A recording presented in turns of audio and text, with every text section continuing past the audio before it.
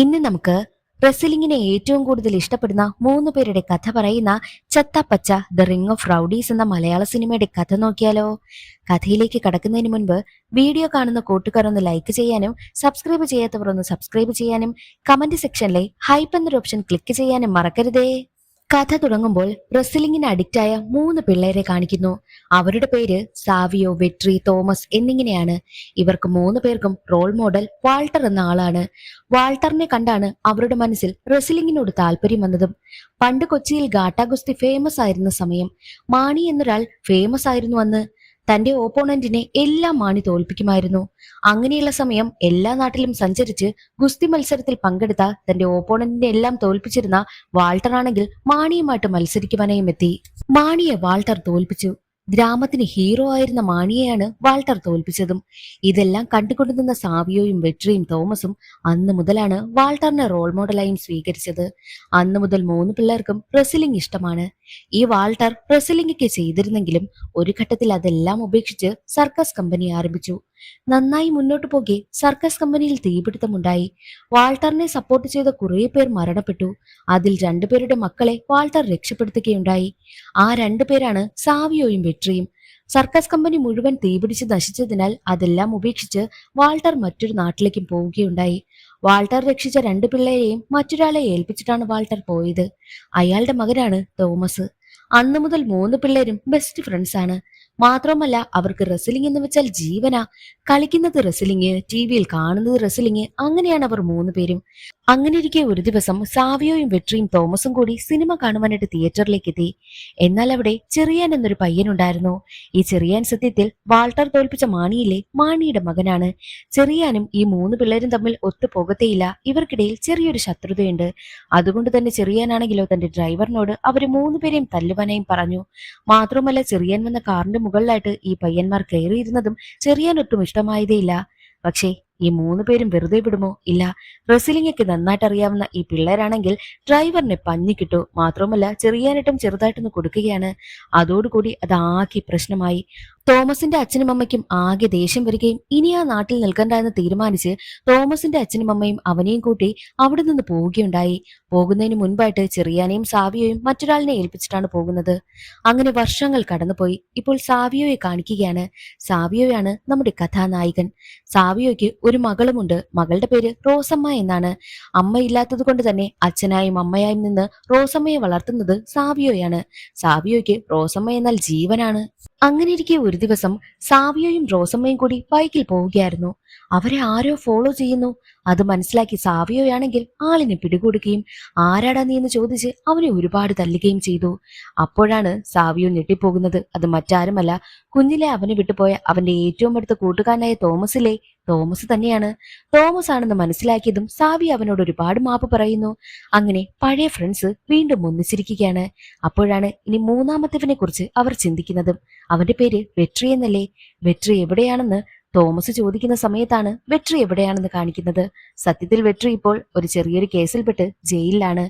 എന്നാൽ സാവിയുടെ കയ്യിലിരിക്കുന്ന ആ കുഞ്ഞില്ലേ റോസമ്മ, അത് യഥാർത്ഥത്തിൽ സാവിയുടെ കുഞ്ഞേയല്ല, വെട്രിയുടെ കുഞ്ഞാണ്. വെട്രി ജയിലിൽ പോയതിനു ശേഷമാണ് വെട്രിയുടെ വൈഫ് പ്രസവിക്കുന്നതും. എന്നാൽ പ്രസവത്തോടു കൂടി വെട്രിയുടെ വൈഫ് മരണപ്പെട്ടു പോയി.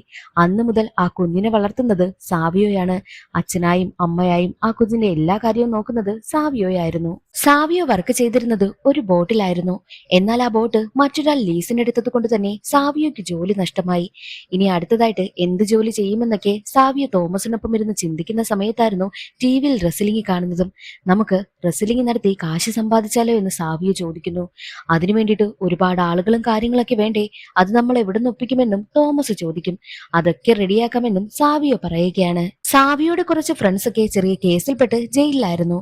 അടുത്ത ദിവസം അവർക്ക് റിലീസ് ആവുകയാണ്. അതുകൊണ്ട് തന്നെ സാവിയും തോമസും കൂട്ടുകാരെ പോയി കാണുന്നു. എന്നിട്ട് അവരോട് റെസ്ലിംഗിനെ കുറിച്ചുള്ള കാര്യങ്ങളൊക്കെ സംസാരിക്കുക. ജോലിക്ക് നഷ്ടമായി, നമുക്കൊരു വരുമാനം വേണ്ടേ? എങ്കിൽ നമുക്ക് റെസ്ലിംഗ് ഒരു വരുമാനമാക്കി എടുത്താലോ എന്ന് ചോദിക്കും. അത് കേട്ട് കൂട്ടുകാരൊന്നും വലിയ കാര്യമായിട്ട് എടുത്തതേയില്ല. നമുക്ക് റെസ്ലിംഗ് നടത്തി അതിലൂടെ സമ്പാദിക്കാമെന്ന് സാവിയോ പറയുമ്പോൾ, അങ്ങനെ ചെയ്തു കഴിഞ്ഞാൽ ആരാ ഇവിടെ കാണാൻ വരുന്നത്? ആളുകൾ ആരും മൈൻഡ് ചെയ്യതേയില്ല എന്നും കൂട്ടുകാർ പറയുന്നു. എന്നാൽ അത് കേട്ട് സാവിയോ ആണെങ്കിലോ കൂട്ടത്തിലുണ്ടായിരുന്ന ഒരുത്തന്നിട്ട് നല്ലത് കൊടുക്കുന്നു. എന്തിനാടാ നീ എന്നെ തല്ലുന്നതെന്ന് ചോദിച്ച് അവനും തിരിച്ചു തല്ലുകയാണ്. അങ്ങനെ അവിടെ വലിയൊരു ഫൈറ്റ് തന്നെ നടക്കും. ഫൈറ്റ് എന്ന് പറഞ്ഞാൽ റെസ്ലിങ്ങിനൊക്കെ ഫൈറ്റ് നടക്കില്ലേ, അതുപോലത്തെ ഫൈറ്റ്. അത് കാണുവാൻ വേണ്ടിയിട്ട് ഒരുപാട് പേർ കൂടുന്നു. ഒരുപാട് പേർ അവരെ സപ്പോർട്ട് ചെയ്യുകയും ഒക്കെ ചെയ്യുന്നുണ്ട്. എന്നാൽ അത് കാണുന്ന സാവിയാണെങ്കിൽ ദേ കണ്ടില്ലേ, ഇപ്പോൾ നമ്മൾ ചെറുതായിട്ടൊന്ന് റെസ്ലിംഗ് നടത്തിയപ്പോൾ അത് കാണുവാൻ വേണ്ടിയിട്ട് ഒരുപാട് പേർ വന്നു. അപ്പോൾ നമ്മൾ യഥാർത്ഥത്തിൽ റെസ്ലിംഗ് നടത്തി കഴിഞ്ഞാൽ ഇത് കാണുവാനായിട്ട് ആളുകളും വരില്ലേ എന്നും സാവിയോ പറയുന്നു. സാവിയോ പറയുന്നത് ശരിയാണെന്ന് കൂട്ടുകാർക്ക് മനസ്സിലായി. അങ്ങനെ അവരും സാവിയോയ്ക്കൊപ്പം നിൽക്കുകയാണ്. അടുത്ത ദിവസം സാവിയോയും തോമസും കൂട്ടുകാരും എല്ലാവരും കൂടി നേരെ പോകുന്നത് മേയറിനെ കാണും. മാച്ച് നടത്തുന്നതിന് വേണ്ടിയിട്ടുള്ള പെർമിഷൻ വാങ്ങുവാൻ വേണ്ടിയിട്ടാണ് മേയറിന്റെ അടുത്തേക്ക് എത്തിയിരിക്കുന്നത്. മേയറും അവർക്ക് പെർമിഷൻ കൊടുക്കുന്നു. ഇനി അടുത്തതായിട്ടുള്ളത് എവിടെ വെച്ച് മാച്ച് നടത്തും, അതിനു വേണ്ടിയിട്ടുള്ള സ്ഥലം കണ്ടുപിടിക്കണം. അതായിരുന്നു അടുത്ത ടെൻഷൻ. എന്നാൽ മറ്റൊരു വശത്ത് ചെറിയാനെ കാണിക്കുന്നു. സാവിയോയുടെയും തോമസിന്റെയും വെട്രിയുടെയും ശത്രുവായ ആ ചെറിയാൻ തന്നെയാണ്. ചെറിയാനാണെങ്കിൽ ഇടയ്ക്കിടയ്ക്ക് ബോഡി ബിൽഡേഴ്സിനെ എല്ലാവരെയും വെച്ച് ചെറിയ ബോഡി ഷോ നടത്താറുണ്ട്. അതിനു വേണ്ടിയിട്ടുള്ള നോട്ടീസും പോസ്റ്ററും എല്ലാം അടിച്ചിറക്കുകയാണ്. ചെറിയാൻ സാവിയോയ്ക്ക് അടുത്തെത്തി അവനെ മനഃപൂർവ്വം ചൊറിയാൻ വേണ്ടിയിട്ട് നോട്ടീസും കൊടുത്തിട്ട് പോവുകയാണ്. എന്നാൽ സാവിയോയാണെങ്കിൽ എവിടെ മാച്ച് നടത്തുമെന്ന ടെൻഷനും. അവസാനം അവിടെ ഉണ്ടായിരുന്ന പഴയൊരു ഗോഡൌൺ കണ്ടെത്തുകയാണ്. അങ്ങനെ ആ ഒരു ഗോഡൌൺ ആണെങ്കിൽ വൃത്തിയാക്കി മാച്ചിന് വേണ്ടിയിട്ടുള്ള എല്ലാ കാര്യങ്ങളും റെഡിയാക്കുന്നു. നമ്മൾ ടി വിയിൽ ഇപ്പോൾ റെസ്ലിംഗ് കാണുന്ന സമയത്ത് എങ്ങനെയായിരിക്കും ആ ഒരു റെസ്ലിംഗിനായിട്ട് സ്ഥലമൊക്കെ ഒരുക്കിയിരിക്കുന്നത്, അതുപോലെ തന്നെ അത്രയും പെർഫെക്റ്റ് ആയിട്ട് അവരവിടെ ഒരുക്കുകയാണ്. മാത്രമല്ല ആ സ്ഥലത്തിന് അവർ പവർ ഹൗസ് എന്നും പേര് കൊടുത്തു. മാച്ച് വെള്ളിയാഴ്ച നടക്കുന്നത് കൊണ്ട് തന്നെ ഫ്രൈഡേ ഫൈറ്റ് നൈറ്റ് എന്നും ആ ഒരു മാച്ചിന് പേര് നൽകുന്നു. അങ്ങനെ ചെറിയാൻ ചെയ്തതുപോലെ തന്നെ അവരുടെ ഒരു മാച്ചിന് വേണ്ടിയിട്ടുള്ള എല്ലാ നോട്ടീസും പോസ്റ്ററും ഒക്കെ അടിച്ചിറക്കുകയാണ്. എല്ലാ ജനങ്ങളിലേക്കും അത് എത്തിക്കുവാനായും ശ്രമിക്കുന്നുണ്ട്. ചെറിയാൻ ചെയ്തതുപോലെ തന്നെ ചെറിയാനെ ചൊറിയുവാൻ വേണ്ടിയിട്ട് സാവിയോയും നോട്ടീസുമായി ചെല്ലുകയാണ്. പക്ഷേ ചെറിയാനാണെങ്കിൽ ആ ഒരു നോട്ടീസ് ഒന്നും മൈൻഡ് ചെയ്യുന്നതേയില്ല. അങ്ങനെ മാച്ച് നടക്കുന്ന ദിവസം എത്താറായി. ഒരു ദിവസം നോക്കിയപ്പോൾ സാവിയോ വെപ്രാളപ്പെട്ട് തന്റെ ഡ്രസ്സെല്ലാം പാക്ക് ചെയ്ത് റോസമ്മയും കൊണ്ട് അവിടെ നിന്ന് പോകുവാനായി ഒരുങ്ങുകയായിരുന്നു. എന്നാൽ അവിടേക്കെത്തിയ തോമസ്, നീ എവിടേക്കാ പോകുന്നത്? മാച്ച് നടക്കുവാനായിട്ട് ഇനി കുറച്ച് ദിവസങ്ങളേ ഉള്ളൂ. എന്നിട്ട് നീ എന്തിനാ ഇങ്ങനെ ചെയ്യുന്നതെന്ന് ചോദിക്കുമ്പോൾ, നാളെ വെട്രി ജയിലിൽ നിന്നിറങ്ങും. അതിനു മുൻപായിട്ട് റോസമ്മയും കൊണ്ട് എനിക്ക് ഇവിടെ നിന്ന് പോകണമെന്നും തോമസിനോട് സാവിയ പറയുന്നു. നമ്മുടെ വെട്രിയല്ലേ ജയിലിൽ നിന്ന് ഇറങ്ങുന്നത്, നീ അതിനെന്തിനാ റോസമ്മയും കൊണ്ട് ഇവിടെ നിന്ന് പോകുന്നെന്ന് ചോദിക്കുമ്പോഴാണ് ഞെട്ടിക്കുന്ന കുറച്ച് കാര്യങ്ങൾ സാവിയോ പറയുന്നത്. ചെറിയാനുമായിട്ടുള്ള പ്രശ്നത്തിന് ശേഷം തോമസിനെയും കൊണ്ട് അവന്റെ അച്ഛനും അമ്മയും ആ നാട് വിട്ടേ പോയല്ലോ. അതിനുശേഷം വെട്രിയും സാവിയോയുമായിരുന്നു ബെസ്റ്റ് ഫ്രണ്ട്സ്. എന്നാൽ വലുതായതിൽ പിന്നെ വെട്രിയാണെങ്കിൽ ചെറിയാനുമായിട്ട് കൂട്ടായി. ചെറിയാന് ഡ്രഗ്സ് ഒക്കെ കടത്തിലുണ്ടായിരുന്നു.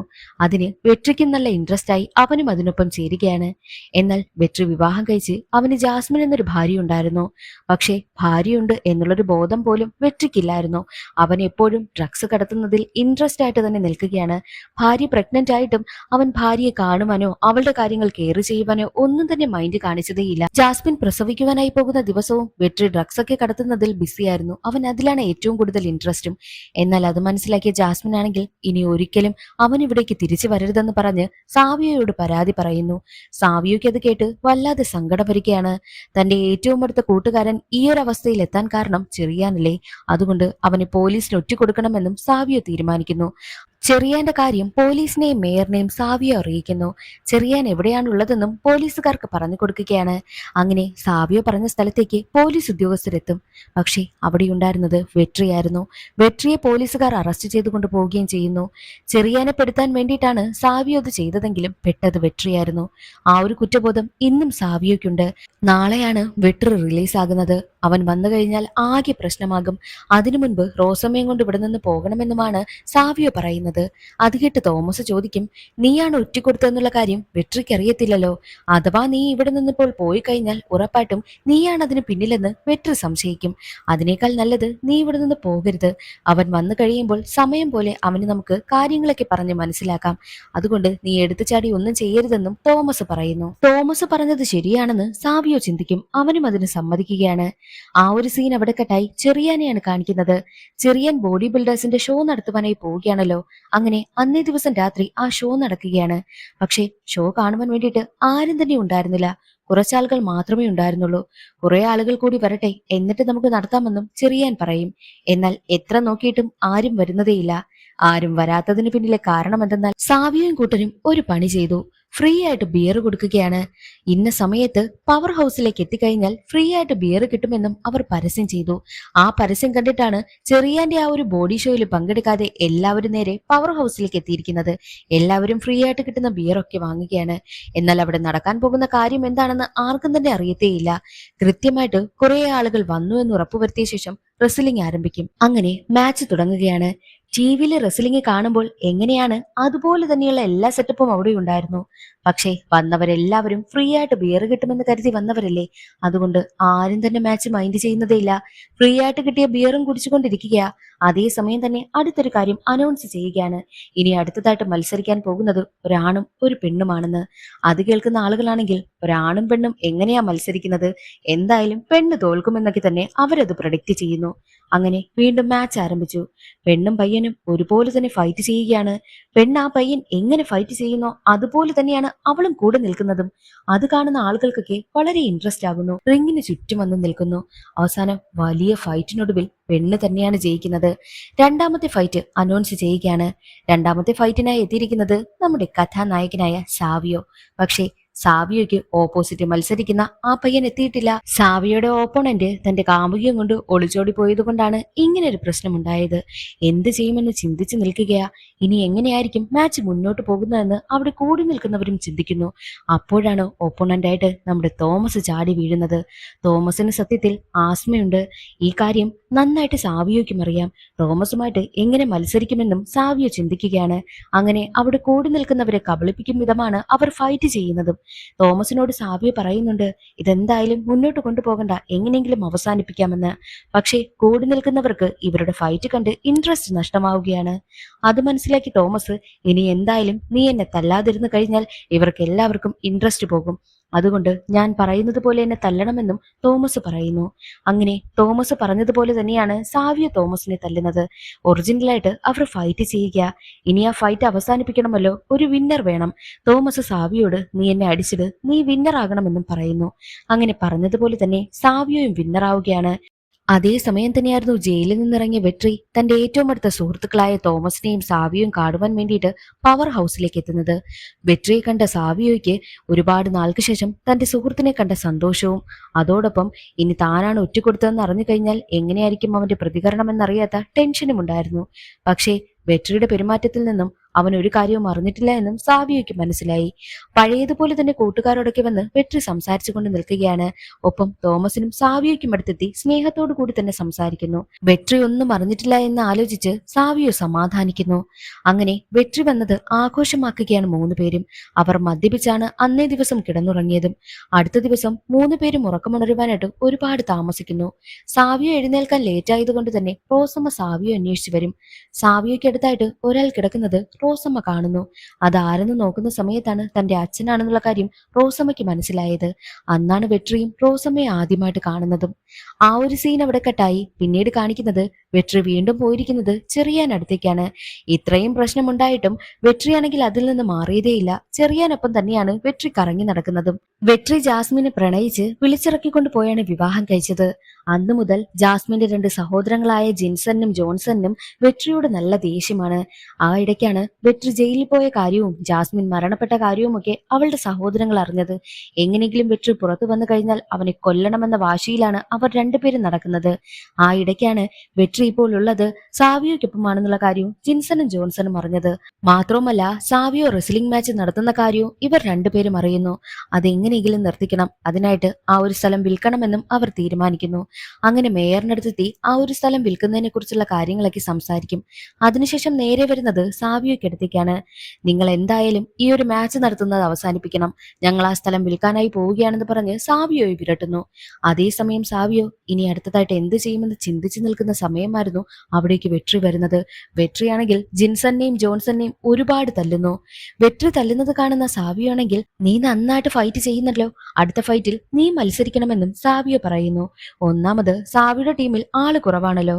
അങ്ങനെ ഇരിക്കെ ഒരു ദിവസം സാവിയോയെ കാണുവാൻ വേണ്ടിയിട്ട് ചെറിയാനെത്തും. ചെറിയാൻ ചെറിയാന്റെ ഒരു ബോഡി ബിൽഡേഴ്സിന്റെ ഷോ നശിപ്പിച്ചത് സാവിയോയാണല്ലോ. അതുകൊണ്ട് തന്നെ ചെറിയാൻ ആവശ്യപ്പെടുന്നത് എന്റെ മെമ്പേഴ്സിനെ എല്ലാവരെയും നീ നിന്റെ ഷോയിൽ ഉൾപ്പെടുത്തണം, അവരെ കൂടി ഫൈറ്റ് ചെയ്യിപ്പിക്കണമെന്ന് പറയും. പക്ഷേ സാവിയോയാണെങ്കിൽ അതിന് തയ്യാറാകുന്നില്ല. അത് മനസ്സിലാക്കി ചെറിയാനാണെങ്കിൽ നീ അതിന് തയ്യാറായില്ല എന്നുണ്ടെങ്കിൽ നീയാണ് നിന്റെ സുഹൃത്തിനെ ഒറ്റിക്കൊടുത്തതെന്ന് ഞാൻ അവനോട് പറഞ്ഞു കൊടുക്കും. പിന്നീട് എന്താണ് സംഭവിക്കുന്നതെന്ന് നിനക്കറിയാലോ എന്നൊക്കെ ചെറിയാൻ വിരട്ടുന്നു. ചെറിയാൻ പറയുന്നത് കേട്ട് സാവിയോ ഷോക്കാവുകയാണ്. അപ്പോഴാണ് ഒരു സത്യം പുറത്താകുന്നത്. സത്യത്തിൽ ഈ ചെറിയാന്റെ ആളാണ് മേയർ. അന്ന് മേയറിനോട് ചെന്നിട്ട് സാവിയോ എല്ലാ കാര്യവും തുറന്നു പറഞ്ഞല്ലോ. മേയർ ഈ കാര്യങ്ങളെല്ലാം ചെറിയാനെ അറിയിച്ചിരുന്നു. ചെറിയാനുള്ള സ്ഥലം സാവിയോ പറഞ്ഞു കൊടുത്തത് കൊണ്ട് തന്നെ ഇതിനു മുൻപേ മേയർ വിളിച്ച് ചെറിയാനോട് പറഞ്ഞിരുന്നു. അതേ സ്ഥലത്തേക്ക് ചെറിയാനാണ് വെട്രിയെ വിളിച്ചു വരുത്തിയതും. വെട്രി കുടുങ്ങുവാനായിട്ടുള്ള കാരണം സത്യത്തിൽ മേയറും ചെറിയാനുമാണ്. എന്നാൽ സാവിയോയുടെ മനസ്സിലെ ഉദ്ദേശം ചെറിയാനെ കൊടുക്കണമെന്നായിരുന്നല്ലോ. ഇപ്പോൾ എല്ലാ കാര്യങ്ങളും പുറത്തു വരുമെന്ന് പേടിച്ച് സാവിയോയാണെങ്കിലോ ചെറിയാന്റെ ആളുകളെ എല്ലാവരുടെയും തങ്ങളുടെ കൂട്ടത്തിൽ കൂട്ടുവാനായും തീരുമാനിക്കുന്നു. അങ്ങനെ അടുത്ത ഫൈറ്റ് നടക്കുകയാണ്. ഒരുപാട് ആളുകൾ ഉള്ളത് കൊണ്ട് തന്നെ 2 ടീമായിട്ടും തിരിയുന്നു. അങ്ങനെ ഫൈറ്റ് ഒക്കെ അടിപൊളിയായിട്ട് മുന്നോട്ട് പോവുകയാണ്. ഫൈറ്റ് കാണുവാൻ വേണ്ടിയിട്ട് ഒരുപാട് ആളുകൾ എത്തുന്നു. അതിലൂടെ അവർക്ക് ഒരുപാട് കാശും കിട്ടുകയാണ്. എന്നാൽ മറ്റൊരു വശത്ത് വെട്രിയുടെ മകളായ റോസമ്മയാണെങ്കിൽ ഇതുവരെയും വെട്രിയെ അച്ഛനായിട്ട് അംഗീകരിച്ചിട്ടേയില്ല. വെട്രിയോട് അവൾക്ക് ചെറിയൊരു ദേഷ്യമുണ്ട്. റോസമ്മ സാവിയോയാണ് അച്ഛനായി കണ്ടിരിക്കുന്നതും തന്റെ മകൾ തന്നെ അച്ഛനായി കാണാത്തതിന്റെ സങ്കടം വെട്രിയുടെ മനസ്സിലുണ്ട്. ഒപ്പം സാവിയോയെ അച്ഛനായി കാണുന്നതിന്റെ ദേഷ്യം സാവിയോയോടും വെട്രിക്കുണ്ടായിരുന്നു. എന്നാൽ ഈ ഒരു അവസരം സത്യത്തിൽ ചെറിയാൻ മുതലെടുക്കുകയാണ്. ചെറിയാനാണെങ്കിൽ ഓരോ കാര്യങ്ങൾ പറഞ്ഞ് വെട്രിയുടെ മനസ്സിൽ പക നിറച്ചുകൊണ്ടേയിരുന്നു. ദിവസങ്ങൾ കടന്നുപോകെ വെട്രിയുടെ മനസ്സിലെ ദേഷ്യം കൂടിക്കൂടി വന്നുകൊണ്ടേയിരുന്നു. എന്നാൽ ഒടുക്കട്ടത്തിൽ ചെറിയാനാണെങ്കിൽ വെട്രി ജയിലിൽ പോകുവാനായിട്ട് കാരണം സാവിയോയാണെന്നും സാവിയോയാണ് പോലീസിന് ഒറ്റുകൊടുത്തതെന്നുമുള്ള സത്യം തുറന്നു പറയുകയാണ്. സത്യമെല്ലാം മനസ്സിലാക്കിയ വെട്രി നേരെ വരുന്നത് സാവിയോയ്ക്കടുത്തേക്കാണ്. നീ കാരണമാണല്ലേ ഞാൻ ഇത്രയും വർഷം ജയിലിൽ കിടന്നത്.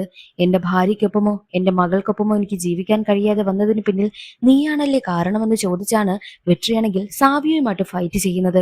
അങ്ങനെ സാവിയും വെട്രിയും തമ്മിൽ വലിയ ഫൈറ്റ് തന്നെ നടക്കുന്നു. അതേ സമയം തന്നെയായിരുന്നു ചെറിയാൻ സാവിയും വെട്രിയും തമ്മിലുള്ള ഫൈറ്റിനായിട്ട് അനൗൺസും ചെയ്യുകയാണ്. എന്നാൽ വെട്രിയുടെ മനസ്സിലാണെങ്കിൽ എങ്ങനെയെങ്കിലും തന്റെ മകളെയും കൊണ്ട് ആ നാട് വിട്ട് തന്നെ പോകണമെന്നാണ്. പക്ഷേ റോസമ്മയ്ക്കാണെങ്കിൽ അവളുടെ മനസ്സിൽ എപ്പോഴും അവളുടെ അച്ഛൻ സാവിയോ തന്നെയാണല്ലോ.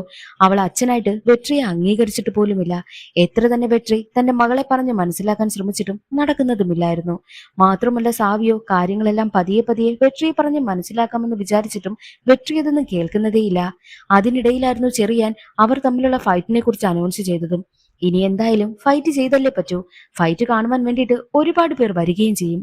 വെട്രി സാവിയെ തല്ലിയത് കൊണ്ട് തന്നെ റോസമ്മയ്ക്ക് വെട്രിയോട് നല്ല ദേഷ്യവും ഉണ്ടായിരുന്നു.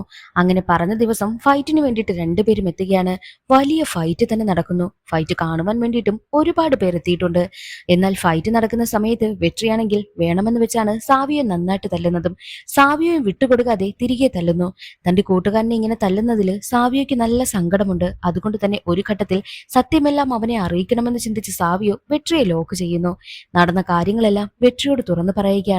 അതോടുകൂടി താൻ കുടുങ്ങാനായിട്ടുള്ള കാരണം ചെറിയാനാണെന്നും ചെറിയാനും മേയറും ചേർന്നാണ് ഈ പണികളൊക്കെ ഒപ്പിച്ചതെന്നും വെട്രിക്ക് മനസ്സിലായി. വെട്രിക്ക് ചെറിയാനോട് വല്ലാത്ത ദേഷ്യമാകുന്നു. എന്നാൽ വെട്രി എല്ലാ സത്യവും അറിഞ്ഞു എന്നത് ചെറിയാനും മനസ്സിലായി. ചെറിയാൻ ഉടനെ തന്നെ ഇനി ഇവരെ വെറുതെ വിട്ടാൽ പറ്റില്ല എന്ന് ചിന്തിച്ച് തന്റെ ബോഡി ബിൽഡേഴ്സിനെ എല്ലാവരെയും ഫൈറ്റ് ചെയ്യുവാനായി ഇറക്കിവിടുന്നു. അങ്ങനെ വലിയൊരു ഫൈറ്റ് നടക്കുകയാണ്.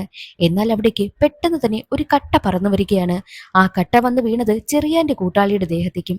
ആരാടാ കട്ട എടുത്തെറിഞ്ഞതെന്ന് നോക്കുമ്പോൾ അവിടേക്ക് കടന്നു വരുന്നത് മറ്റാരുമല്ല, വർഷങ്ങൾക്ക് മുൻപ് നാട് വിട്ടുപോയ വാൾട്ടർ തന്നെയാണ്. വാൾട്ടർ അവിടേക്ക് വന്നിട്ട് ആരാടാ എന്റെ പിള്ളേരെ തൊടുന്നതെന്ന് ചോദിച്ച് വാൾട്ടർ എല്ലാവരെയും അടിക്കുന്നു. അവസാനം ചെറിയാനെ തൂക്കി റിങ്ങിലേക്ക് മെറിയുകയാണ്. എന്നാൽ അവിടേക്ക് നമ്മുടെ സാവിയോയും എത്തുന്നുണ്ട്. സാവിയോ ആണെങ്കിൽ റിങ്ങിൽ വെച്ച് ചെറിയാനെ ഒരുപാട് തല്ലും. സാവിയോയും ചെറിയാനും തമ്മിൽ വലിയ ഫൈറ്റ് നടക്കും. ഫൈറ്റിനൊടുവിൽ സാവിയോ ആണെങ്കിൽ ചെറിയാനെ അടിച്ച് അവശനാക്കുന്നു. അങ്ങനെ അവരുടെ പ്രതികാരം ഏകദേശം തീർന്നിരിക്കുകയാണ്. ഇനി അടുത്തതായിട്ട് പണി കൊടുക്കാനുള്ളത് ആ ഒരു മേയറിനാണെന്ന് പറഞ്ഞ് മേയറിനടുത്തേക്കും പോകുന്നു. അങ്ങനെ മേയറിനെയും അവർ ഒരുപാട് തല്ലുകയാണ്. അവർക്കിട്ട് പണി കൊടുത്ത എല്ലാവർക്കും അവരും തിരിച്ച് പണി കൊടുത്തു. അങ്ങനെ പ്രശ്നമെല്ലാം സോൾവ് ആയിരിക്കുകയാണ്. വാൾട്ടർ നേരെ വന്നിരിക്കുന്നത് റോസമ്മയെ കാണുവാൻ വേണ്ടിയിട്ടും വെട്രിയാണ് നിന്റെ അച്ഛനെന്ന് പറഞ്ഞ് റോസമ്മയ്ക്ക് ഓരോന്ന് മനസ്സിലാക്കി കൊടുക്കുകയും ചെയ്തു. അങ്ങനെ റോസമ്മയും വെട്രിയെ അംഗീകരിക്കുകയാണ്. വെട്രിക്കും ഒരുപാട് സന്തോഷമായി. സിനിമയുടെ തുടക്കത്തിൽ സാവിയോയും വെട്രിയും പിന്നെ തോമസും ചെറിയാനും തമ്മിൽ ഫൈറ്റ് നടന്ന ആ ഒരു തിയേറ്ററിലെ ആ തിയേറ്റർ ഇപ്പോൾ ആരും ഉപയോഗിക്കാതെ ഉപയോഗശൂന്യമായി കിടക്കുകയാണ്. എന്നാൽ ആ തിയേറ്റർ വാൾട്ടർ ഏറ്റെടുക്കുന്നു. വാൾട്ടർ ആണെങ്കിൽ ആ തിയേറ്റർ പുതുക്കി റെഡിയാക്കി റെസ്ലിംഗിന് വേണ്ടിയിട്ടുള്ള റിംഗ് ഒക്കെ സെറ്റ് ചെയ്യുകയാണ്. ഇനി മുതൽ അവിടെയാണ് ഇവരുടെ റെസ്ലിംഗ് നടക്കാൻ പോകുന്നത്. അങ്ങനെ സന്തോഷത്തോടു കൂടിയാണ് സിനിമയുടെ കഥ അവിടെ അവസാനിക്കുന്നതും. ഇന്നത്തെ ഈ ഒരു വീഡിയോ എല്ലാവർക്കും ഇഷ്ടമായി എന്ന് കരുതുന്നു. ഇഷ്ടമായാൽ ഒന്ന് സപ്പോർട്ട് ചെയ്യാൻ മറക്കരുതേ. അടുത്തൊരു സിനിമയുടെ കഥയിൽ കാണാം. അതുവരെ എല്ലാവർക്കും ബൈ.